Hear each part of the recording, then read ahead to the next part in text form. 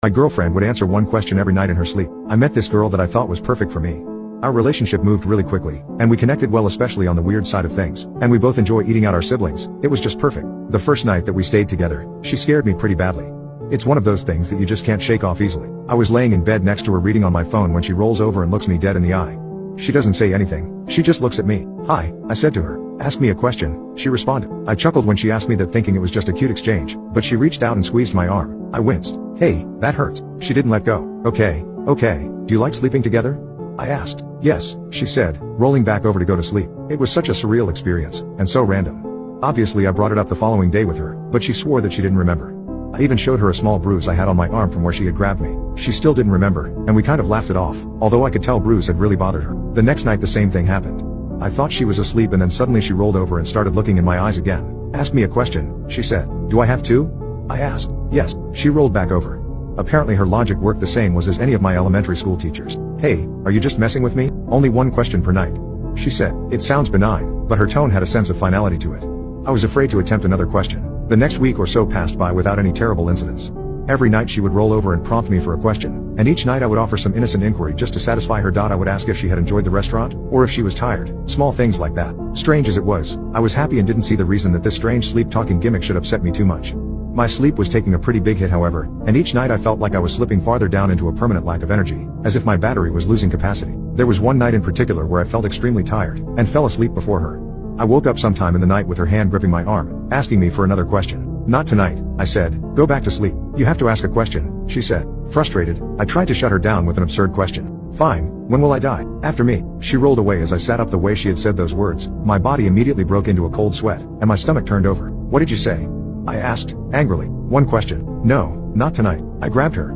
I didn't want to hurt her, I was just so frustrated, and admittedly pretty scared. I started to shake her. "Not tonight, you need to tell me, what is going on? Why are you doing this to me?" I was yelling loudly at this point. She didn't respond immediately until suddenly she turned and pushed me. My mind almost expected some kind of supernatural strength, but ultimately it was my balance that got me. With my knees tucked under me and sitting on the edge of the bed, there was no way to stop my fall. I tumbled backwards, getting shrimped between the bed and the wall. I stood up, yelling even more, but she had already turned back over in bed. I finally started grabbing a few pieces of clothing, and went out the door. I had been staying with her for a while, and had only been back to my apartment during the day occasionally. I finished the night of sleep there, shaking with anger. She called me in the morning asking where I had gone. I tried to explain to her what had happened, and I think it scared her more than it did me. "I pushed you out of the bed?" she asked. "Yeah, right into the wall," I said. "This has to stop. I don't really know what it is, but it has to stop. I'm happy with you, but I don't know. I feel like I am getting chipped away at, even when the nights are peaceful." "I'm scared," she said. We decided to sleep apart for the night. I think she wanted us to at least see each other so I could comfort her, but I was mostly thinking of myself. I was extremely relieved to be apart, and hadn't realized the full extent of the stress I had been under. I even went to bed much earlier than usual, and settled in for what I hoped would be a question last night. I woke up. The clock said it was 3:22 a.m. I wasn't sure why I woke up. I didn't hear anything, all the lights were off. I even flicked on the lamp but didn't notice anything. I wasn't sure anything had happened at all. I was still mostly asleep, but suddenly felt a little guilty over the whole situation. Maybe I had overreacted, and I worried about how upset I may have made her. I grabbed my phone to send her a text. She had already sent me one. "Ask me a question," it said, timestamped at 3:21 a.m. The text had woken me up. I quickly turned off my phone, as if that would make any difference. I was in a cold sweat again, fully awake. I barely had time to process what I had just seen before my phone started ringing. It was her. No chance I was going to answer the phone. All of it started to feel like a sick joke, and I quickly lost my earlier feeling of guilt. I shut down my phone completely, and struggled to go back to sleep. I felt like all I needed was one day and night of rest. 3:52 a.m. A knock at my door woke me up, and I almost pissed myself. I knew it was her, and my fear grew without limits as I walked to the front door and looked out. There she was, beautiful but ghostly, somewhere she shouldn't be, standing in the hallway patiently. I held my head against the door, trying to decide what I should do. I didn't open the door, but decided to try my luck. "How can I make this stop?" I asked, as loudly as I could. "You can't," she said. I looked back out the peephole and she was gone. I whipped open the door and stepped into the hallway. She was walking towards the elevator, seemingly unaware that I was even behind her. I almost asked her to stay, worried about her traveling in this weird state, but selfishly I let her go. I even had the horrible thought that if something did happen to her, at least it would solve things for me. The next day she asked how the night had gone, and I lied, telling her that everything had been fine. In her own words, the night before, I couldn't stop it, but I could at least try to control it or understand it. The next few weeks, I barely slept, and I tried so many different questions, and none of the answers were exactly comforting. "Why can't I stop?" She said it was inevitable. "Have you done this to anyone else?" She said no. "Do you want to hurt me?" She said no. "Can you lie?" She said no again. I may have wasted a question. What did I expect her to say? I tried as many things as I could think of, but no questions about the process seemed to gain me any ground.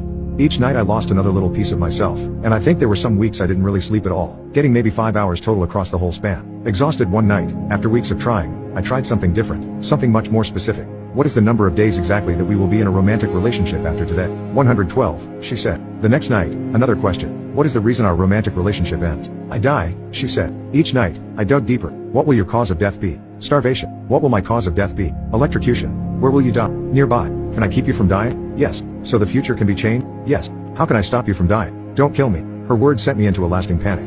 I understood what she was telling me, but for all my exhaustion and despair, I kept trying. I searched for more and more clarification, but her answers always had a way of remaining just a little too vague. 6 more times I'd tried to sleep in another place, even once staying in a hotel without telling her which one it would be.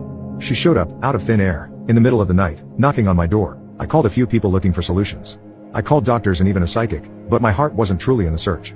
My mind had fallen on an idea a while back, and although it filled me with shame, I couldn't get it out of my mind. She tried to help, but there wasn't anything she could do.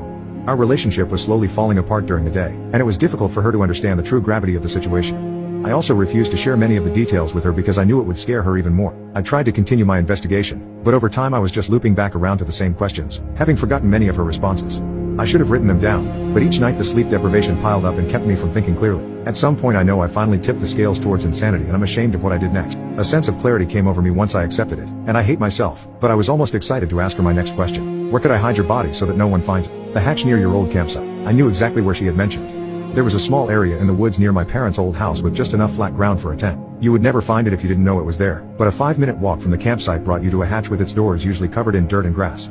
It opened up into a small cellar. The next day, I surprised my girlfriend with a camping trip. Our relationship had really reached its last leg, and I explained that it would be nice to take a break and get away for a while. We enjoyed our day together, and honestly I forgot temporarily about the horrible things left to do. She deserved so much better. Night came, and we sat in front of the fire, her head resting on my shoulder as she fought off sleep. She couldn't see me, but I was crying, and hoping that she wouldn't fall asleep so I could stay in that moment. I'm sorry, she said, almost asleep. It's okay, we're going to figure it out. I sat there with her for a little while longer, hoping that I would change my own mind. I love you, I whispered. Too late. She was asleep. I picked her up out of her chair, and carried her off into the woods. I finally found the old hatch, and laid her down on the ground near it. It took a while to finally pry it open, pushing away years of dirt and leaves with my arms and feet. I had a new padlock in my hand that I had brought with us. I lifted her again, and walked down with her into the cellar, placing her down again in the center of the room. I sat down against the far wall of the cellar, and somehow drifted off to sleep. I woke up to her standing in front of me. In that moment I finally started to think of the person in front of me as someone completely different than the woman I had met. Will she know that I loved her? I asked. Yes, she said. Before she could turn and head back to the campsite, I ran up the stairs, and shut the hatch doors behind me, securing them with a padlock. But I stood there for a long time, knowing my girlfriend was just on the other side. Could I really leave her there? The past few months all came back to me, all at once. I stood there, feeling every ounce of the frustration and exhaustion that had plagued me throughout our relationship. Then I weighed that against how it felt each time I heard her voice. Even in times of anger, her voice was my favorite. I knew people that spent most of their relationships not even speaking to each other. Could what was happening to us be so bad that I would consider harming her? I think I had even had dreams of carrying all this out, leaving her in there, dealing with the guilt as I tried to forget everything that happened. It almost felt as if I really had done it, and by this time, she hadn't been inside for only a few seconds, but instead days. As quickly as I had shut the doors of the hatch, I threw them open again. My girlfriend walked past me, back towards the campsite. Ashamed and exhausted, I collapsed. I wasn't sure how I could face her when she woke up. Going through the motions woke me up more than anything, and I realized how selfish I had been about the whole experience. Who knew the implications of what we were experiencing, the possibility? I went back to the campsite soon after to find her awake and concerned with where I was. It took a couple hours and involved a lot of almost incoherent apologies, but I told her everything. I let it all out, completely, even what I had planned when we went camping. I didn't know how she would react. I don't think she did either. Ultimately, she said she wants to help try and understand what is happening, and what we can do to keep it from causing any more harm. We both know it will take a long time, but I love her, and I plan to give it everything I have. That was 4 nights ago. She still asks for questions, but something has changed. I don't feel like I'm dealing with this by myself anymore, and I have a lot of hope. Things are not perfect, but I slept really well last night.